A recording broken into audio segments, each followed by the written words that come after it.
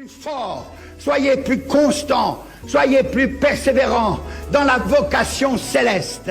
Ne soyez pas des hommes et des femmes qui couraient à gauche et à droite vers des pseudo-prophètes, vers des pseudo-révélations, vers des pseudo-délivrances. Passez par la croix, confessez vos péchés, reconnaissez vos péchés devant le Seigneur, et alors il vous élèvera. Shalom bien-aimés dans le Seigneur, que la grâce et la faveur de Dieu soient notre partage. Nous sommes encore aujourd'hui là dans vos maisons, dans vos voitures, dans vos téléphones pour nous partager la parole de Dieu. Alors, comme nous avons toujours dit que cette chaîne, c'est une chaîne de femmes, dédiée aux femmes bien sûr, les femmes que nous dénommons les femmes des valeurs. Mais cela n'empêche pas que les hommes nous suivent aussi. Toujours aux femmes, aux chrétiens, aux non-chrétiens, de prier, de venir à Jésus, de donner leur cœur à Dieu et de prier. Et que cette prière ne soit pas centrée en elle-même, mais que cette prière soit pour le bénéfice des autres, c'est-à-dire cette femme qui intercède pour les autres. Et nous excusons vraiment pour la qualité de la dernière vidéo, parce que cette vidéo était en direct et puis on voulait parler d'un thème, que le thème a été vraiment coupé. Et si je peux dire, c'était vraiment coupé parce que nous avons partagé tous les sujets. Alors, en ligne, c'était pas la totalité de la vidéo. Alors, nous nous excusons pour ça. Vous savez, nous continuons toujours à nous exercer, à faire quelque chose qui va vous plaire. Aujourd'hui, nous sommes là, nous bénissons Dieu pour cette grâce qu'il nous a fait, alors que nous voulons parler rapidement et nous nous préparons pour aller au travail, mais nous voulons partager quand même la parole de Dieu avec toutes les femmes. Et notre thème de la fois passée, c'était « Mon parfum, mon amour ». Le texte de base, c'était dans Luc 7, le verset 36 jusqu'à 49. Nous n'allons pas lire, vous allez nous excuser. Et c'est ça l'idéal, pardon.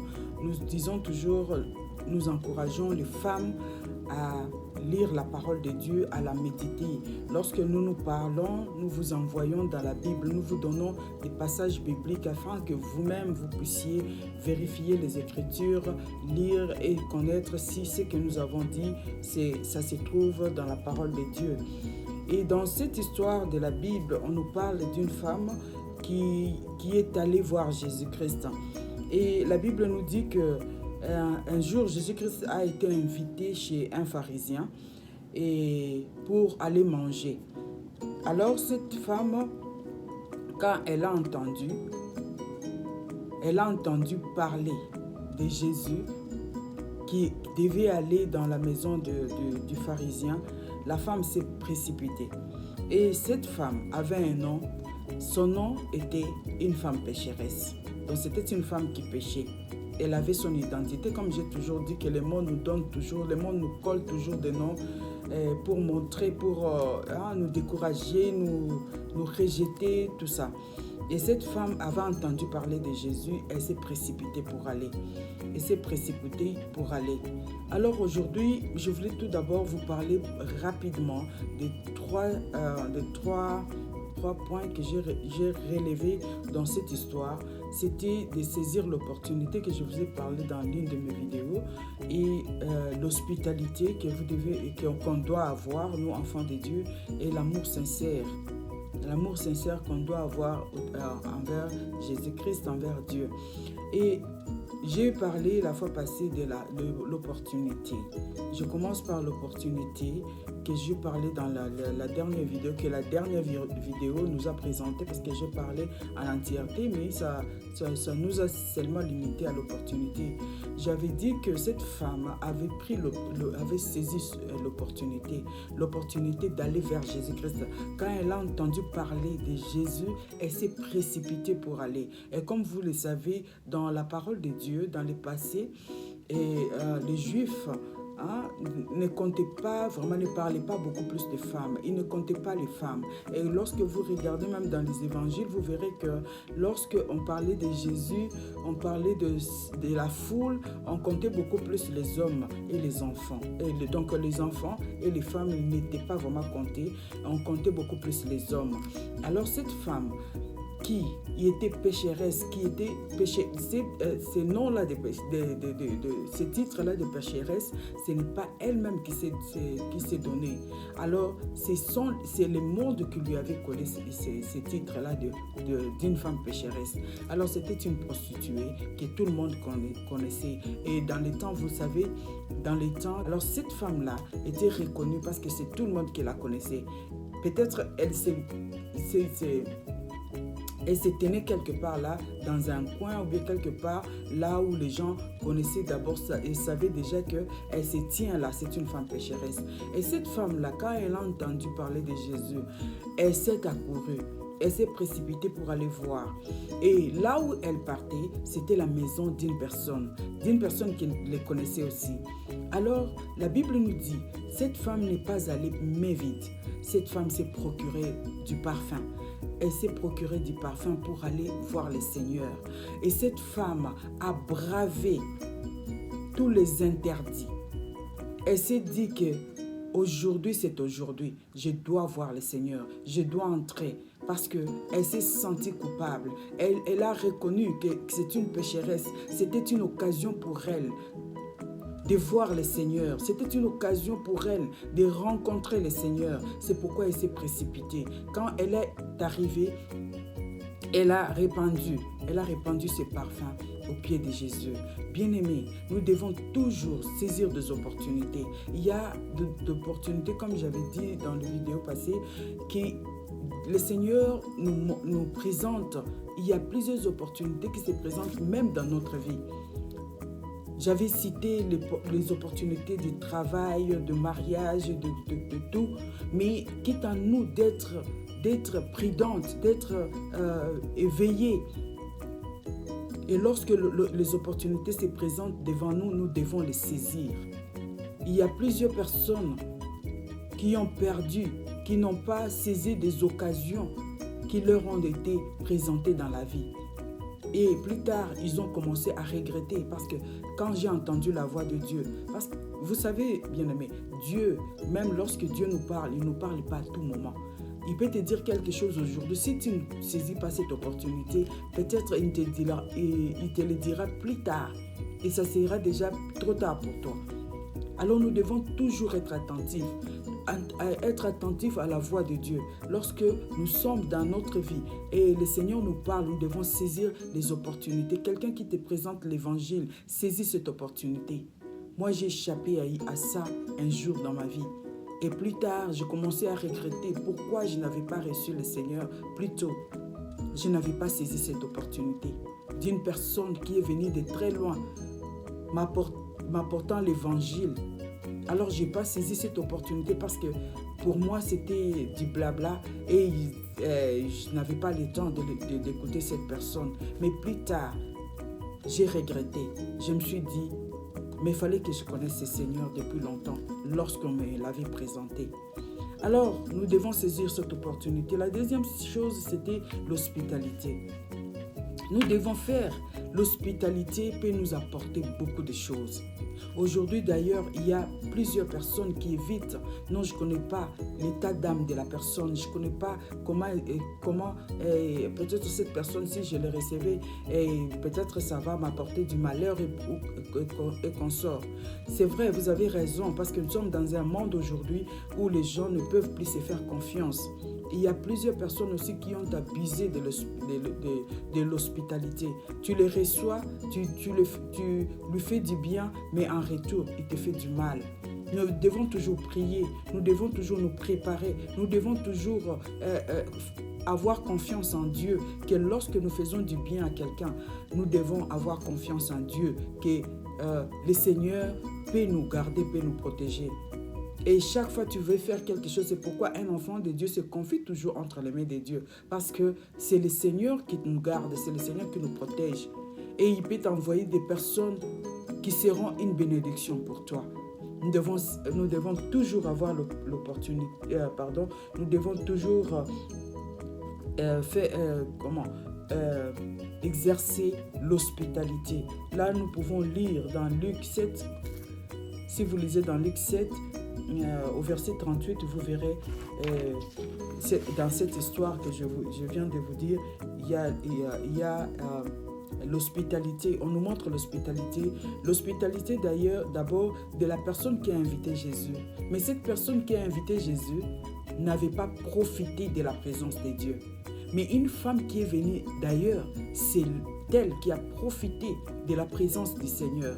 Mais lui qui a invité Jésus-Christ dans sa maison, qui devait profiter de la présence du Seigneur, qui devait profiter de cette bénédiction-là, elle n'a pas profité. Alors lorsque nous recevons les gens, lorsque nous exerçons l'hospitalité, soyons attentifs. Et la Bible nous dit aussi, lorsque nous lisons dans Genèse 18, nous verrons qu'Abraham a exercé cette hospitalité en recevant 3 anges qui étaient en voyage pour aller détruire Sodome et Gomorrhe. Alors, lorsque Abraham les a reçus dans sa maison, c'est alors qu'Abraham a bénéficié tout d'abord de l'information concernant la destruction de Sodome et Gomorrhe. Et deuxièmement, Abraham a bénéficié, a saisi. C'était le moment où Dieu venait accomplir la promesse qu'il avait faite à Abraham, à savoir qu'il va avoir un enfant, qu'il aura un héritier. Bien-aimés, exerçons l'hospitalité. Et la Bible nous dit que, je vais lire, la Bible nous dit « Soyons solidaires des saints dans le besoin, exercer l'hospitalité, car grâce à elle, certains, sans le savoir, ont accueilli des anges. » Et il y a plusieurs personnes qui ont été bénies en pratiquant, en exerçant l'hospitalité. Et Abraham a saisi sa bénédiction. Peut-être ces jours-là, c'est les jours où le Seigneur est venu te visiter pour accomplir quelque chose dans ta vie. Mais comme tu ne sais pas exercer l'hospitalité, tu peux échapper, tu peux louper ces temps de la grâce. Tu peux louper ces temps où le Seigneur t'a visité. Comme le Seigneur a dit à Jérusalem, il a pleuré lorsqu'il entrait en Jérusalem en disant « Si tu savais Jérusalem, si tu savais le jour où le Seigneur t'a visité. » Il y a des temps où le Seigneur nous visite, mais ça nous échappe, nous les loupons parce que nous ne savons pas exercer, nous ne sommes pas attentifs à la voix de Dieu. Donc nous devons vraiment exercer l'hospitalité, surtout envers le frère dans le Seigneur. Quelqu'un qui partage la parole avec toi, quelqu'un qui est enfant de Dieu. Vous avez le même Père. Nous devons toujours exercer l'hospitalité envers les autres. Et la troisième partie, nous avons parlé de l'amour sincère. Et ces passages de Luc nous montrent, lorsque vous lisez dans 7,44 et jusqu'à 47, vous verrez l'amour que cette femme-là a manifesté. Et cette femme-là a amené un parfum qui coûtait cher. D'ailleurs, la personne qui a reçu Jésus dans sa maison, c'est lui le premier à murmurer. Il s'est dit dans son cœur, si celui-ci était vraiment si celui-ci était un Dieu, il allait savoir de quel genre de femme, de quel type de femme qu'il a affaire. Parce que cette femme est reconnue comme une femme prostituée et tout le monde l'évite.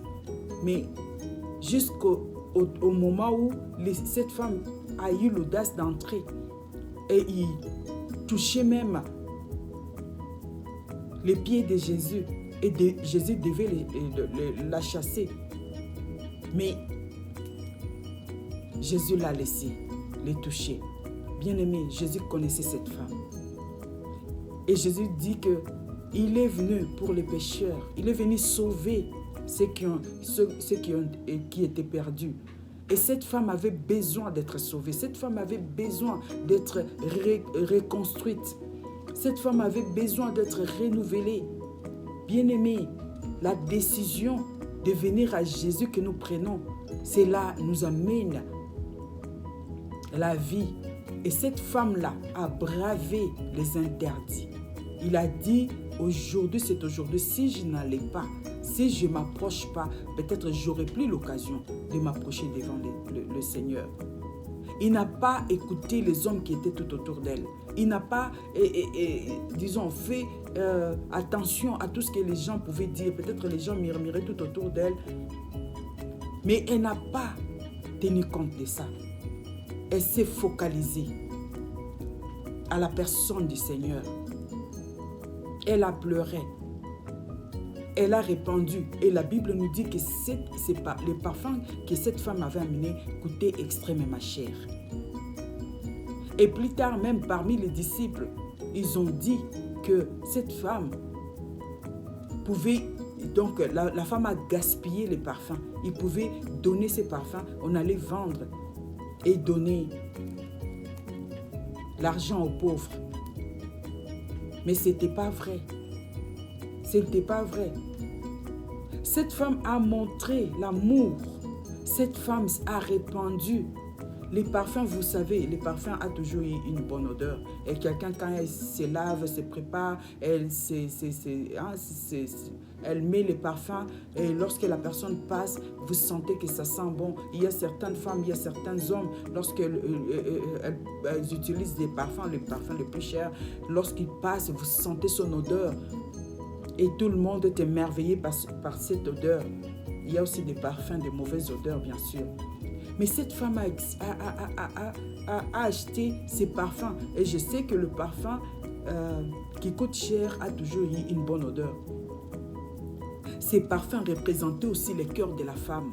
Ces parfums représentaient aussi les péchés, sa douleur, la richesse, ce qui lui procurait du bien, à savoir sa prostitution, le mal qu'elle faisait. Elle a amené son cœur, elle a amené son péché, elle a amené sa vie devant le Seigneur. Elle a répandu sa vie aux pieds de Jésus. Et la Bible nous dit que cette femme pleurait et elle essuyait les pieds de Jésus avec ses cheveux. Vous savez, les cheveux pour la femme, ça représente tout. Quand une femme, tu peux te maquiller, tu peux tout faire, mais si tu as des cheveux sales, tu te verras sale. Mais lorsque tu arranges tes cheveux, même si tu ne te maquilles pas, mais tu te sens belle parce que tes cheveux sont propres. Et vous savez, même dans le passé, lorsque nous lisons dans Juge, nous verrons que Dieu avait interdit. La force de Samson s'est trouvée dans ses cheveux. Et la tête représente quelque chose de très important. Et aujourd'hui, les gens vont n'importe comment donner leur tête aux gens qui ne connaissent pas pour qu'ils prient, pour qu'ils leur imposent les mains. Et la Bible même nous dit de ne pas imposer les mains avec précipitation. La tête là que tu touches, la personne qui te touche peut te transmettre tout au travers ses mains parce que tu n'es pas sûr de lui. Et ne donnez pas la tête à tout le monde. Si vous n'avez pas de confiance envers la personne. Et cette femme a essuyé avec les cheveux. Ces cheveux qui représentaient tout pour elle. Mais elle a utilisé ses cheveux pour essuyer les pieds du Seigneur. Dépend de la manière dont le Seigneur t'a rencontré. Celui qui était pécheur, aujourd'hui, la personne, par exemple, qui a expérimenté les miracles dans sa vie, peut-être il était près de la mort. Peut-être il avait une vie difficile et il a rencontré le Seigneur. Et une personne qui se réveille comme ça et il rencontre le Seigneur, ces deux personnes n'aimeront pas Dieu de la même manière. Et cette femme a aimé le Seigneur de tout son cœur. Elle a aimé le Seigneur. Et plus tard, vous verrez qu'elle était parmi les femmes qui sont allées à la tombe de Jésus lorsqu'elle est ressuscitée. Parce que Jésus-Christ avait déjà prophétisé pour dire que cette femme, ses parfums, c'était pour sa sépulture. Et cette femme-là était parmi les femmes qui sont allées c'est celle qu'on appelle Marie de Magdala qui est allée le jour où Jésus-Christ est ressuscité avec les parfums pour embaumer le corps du Seigneur. Bien-aimé, l'amour sincère consiste à craindre Dieu. L'amour sincère consiste à aimer le Seigneur. L'amour sincère consiste à donner son cœur à Dieu. L'amour sincère consiste à craindre, à marcher dans la sanctification, à vivre selon la parole de Dieu, à craindre Dieu, à respecter la parole de Dieu, à méditer, à prier, à intercéder aussi pour les autres. Parce que tu sais d'où tu viens. Et cet amour et ce que tu as expérimenté dans ta vie te poussera aussi à prier, à intercéder pour ceux-là qui sont encore dans les noirs. Cette femme a aimé avec tout son cœur. Bien-aimés, amenons nos parfums devant le Seigneur. Les parfums de la prière, les parfums de tout. Et nous devons saisir l'opportunité. Lorsque les opportunités se présentent devant nous, nous devons les saisir. Nous devons, bien-aimés, avoir l'hospitalité et avoir un amour sincère envers Dieu. Que le Seigneur vous bénisse. À plus tard.